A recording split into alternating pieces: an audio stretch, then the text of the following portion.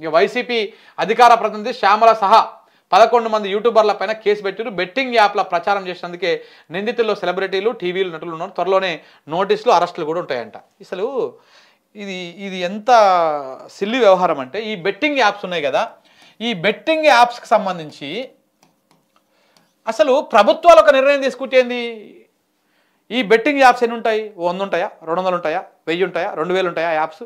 అవన్నీ గుర్తించి, ఆ యాప్స్ మొత్తాన్ని గుర్తించి వాటిని ప్లే స్టోర్లో యాపిల్ స్టోర్లో ఎక్కడ కనపడకుండా బ్యాన్ చేసి పడేస్తే అయిపోయాయి కదా. ఊరికే వాళ్ళు ఎవడో ప్రచారం చేసుడు, దాన్ని ప్రమోట్ చేసుడు, పాపం అమాయకులు సచ్చుడు, ఇవన్నీ ఎందుకు? టిక్ టాక్ని బ్యాన్ చేసారు దేశంలో. అది కనపడుతుందా? ఏమైనా ఓపెన్ చేస్తుర్రా? అయితే లేదు కదా.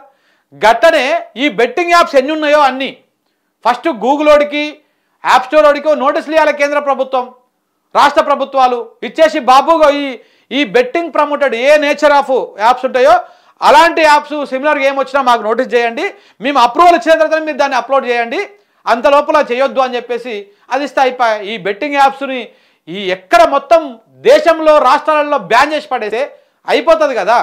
అవి పెట్టుడెందుకు, వాటిని వీళ్ళు ప్రచారం చేసి ప్రమోట్ చేసేందుకు, దాంట్లో వాళ్ళు చచ్చుడెందుకు, మళ్ళీ కేసులు పెట్టి అరెస్టులు చేసి ఇది ఒక డ్రామా నడిపించుడెందుకు? ఇవన్నీ దేనికోసం అండి? ఇదంతా ఒక డిఫరెంట్గా ఉంటుంది కథ అంతా.